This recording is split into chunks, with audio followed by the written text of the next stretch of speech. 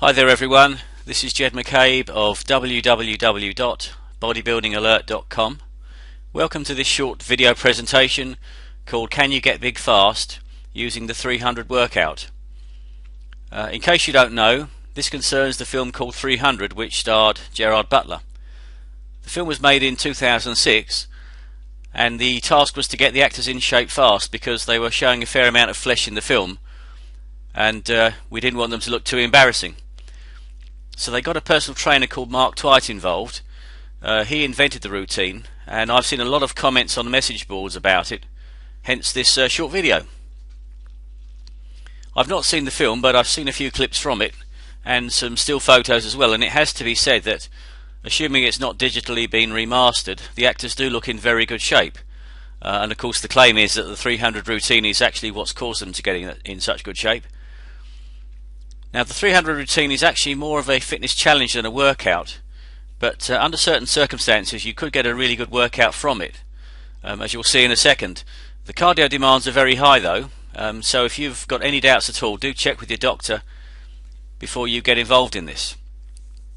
Now it's really a type of circuit training session, and it's based on a concept called a giant set, so let's take a look at that now. So what is a giant set?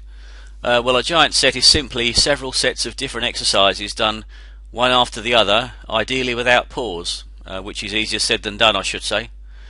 So here's the actual 300 workout: 25 pull-ups, 50 deadlifts with 135 pounds, 50 push-ups, 50 box jumps with a 24-inch box, 50 floor wipers. I'm going to talk a bit more about the floor wiper in a minute, and also I'll give you a link so you can have a look and see how the exercise is done, because you may not be familiar with it.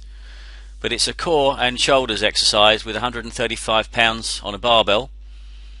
Then 50 clean and press at 36 pounds. That's normally done with a kettlebell, or you could use a dumbbell. And then another 25 pull-ups to finish. That's for a total of 300 reps. So the question is, can it work for you? Now I think it's possible to make some good gains with this program, but I do have a couple of reservations. There's an old cliche, but it is true: to get big you need to lift big, and there isn't much heavy lifting in the 300 routine. If you've done any deadlifting at all, you'll know that 135 pounds is almost nothing. I'm not for 1 second saying this routine is easy, but all I'm saying is there's not very much heavy lower body lifting involved. Now the deadlifts and box jumps give some work to the legs, but this is not really heavy training. It is a very heavy cardio workout, it has to be said though. It's very demanding on your cardio system.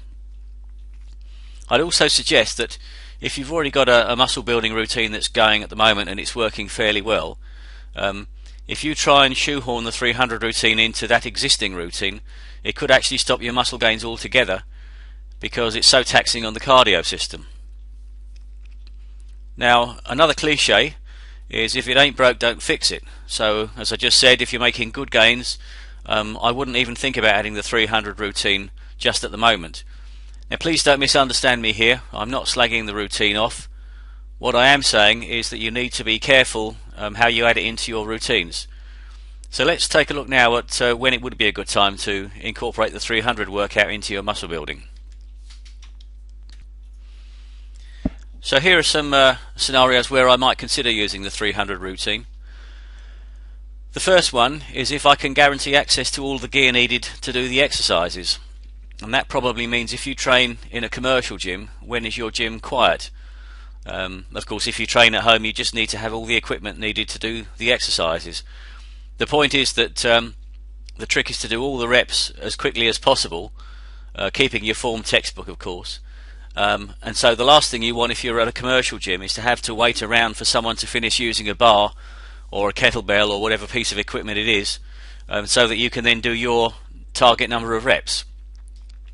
Just on a side issue, I've heard that the quickest time is just under 20 minutes. I think it's about 18 or 19 minutes.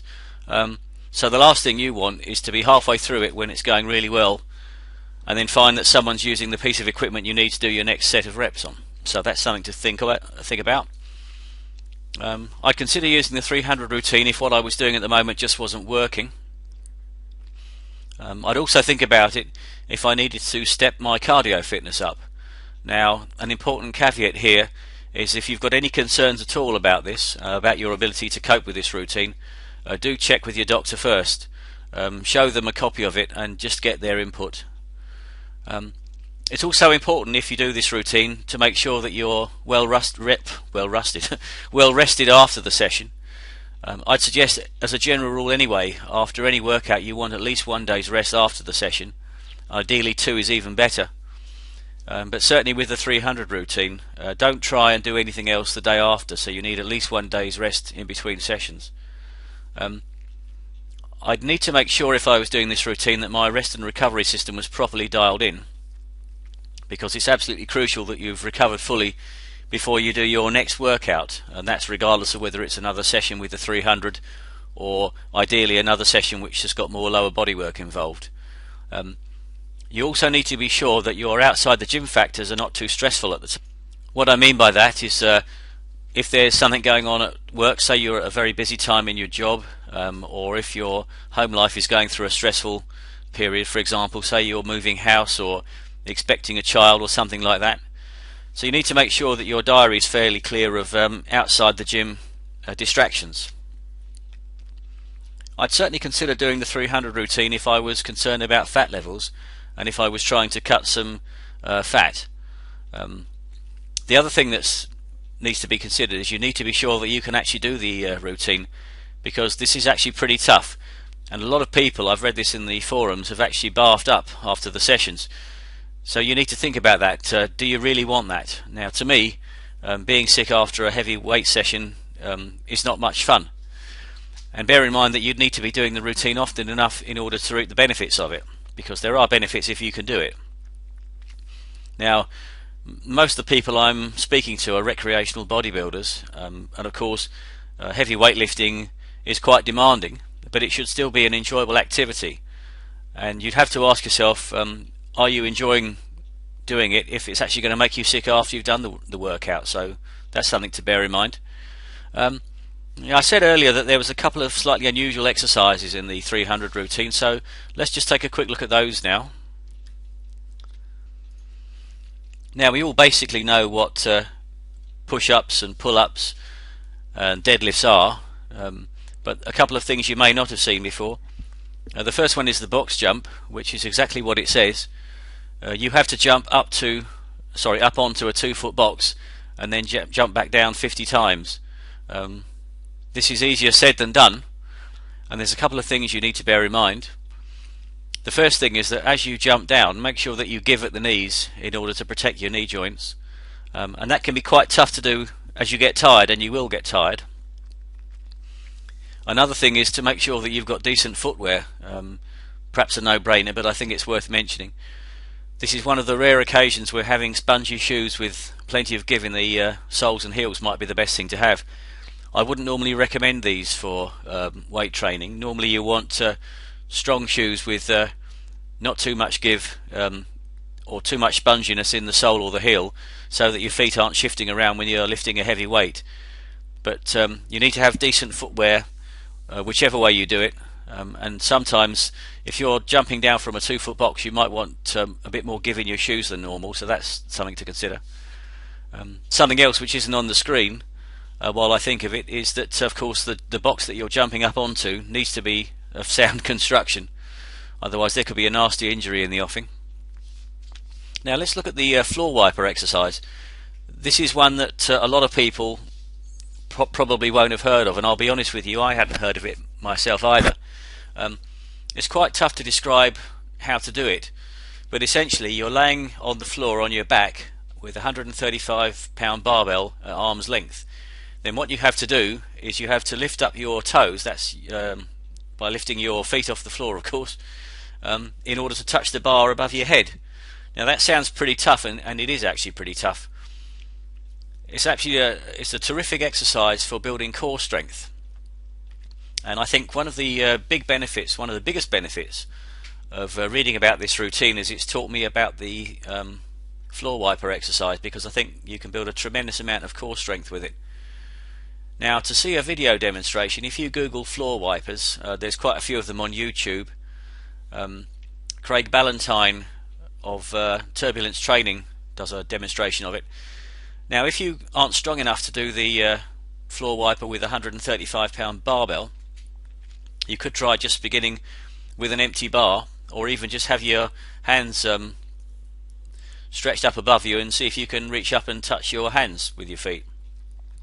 Certainly I suggest that do try the exercise first on its own before you incorporate it into the 300 routine and do the whole thing.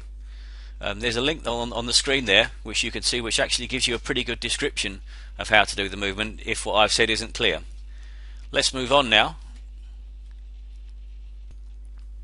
So let's quickly sum this up for you. I know a couple of people on the discussion forums have said that they ended up projectile vomiting after doing the workout. Now, I have to say that's not really my idea of a good time. So if you're tough enough not to end up vomiting, then maybe this workout suits you. Or if you don't mind vomiting after a workout, then maybe it suits you, but to me it's not ideal. On the same topic, if you're not sure that you can do the routine, there's also a beginner routine and an intermediate version you might try first, just to see how you get on with that.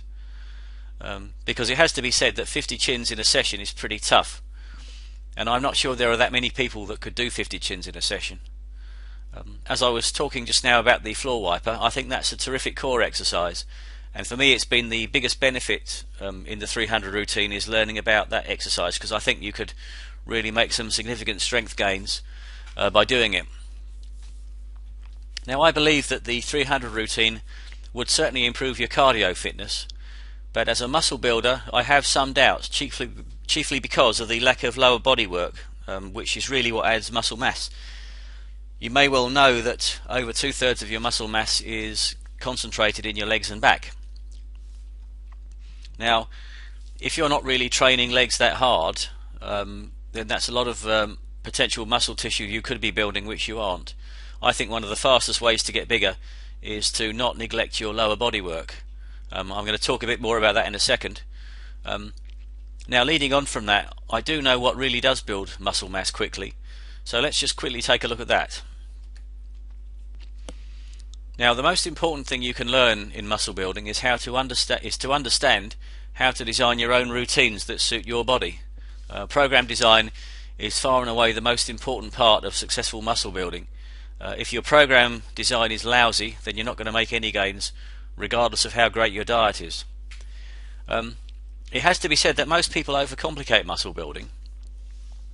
Now, I can show you how to add muscle fast in 2 short sessions a week and in comfortably less than 3 hours training time a week. If you'd like to know more, for a free 70-minute video presentation called Bodybuilding Basics, go now to http://www.bodybuildingalert.com. Visit that link now, you can see it on the screen there, and discover the smart way to get big fast. This is Jed McCabe of www.bodybuildingalert.com signing off, and I hope to speak to you soon. Cheers.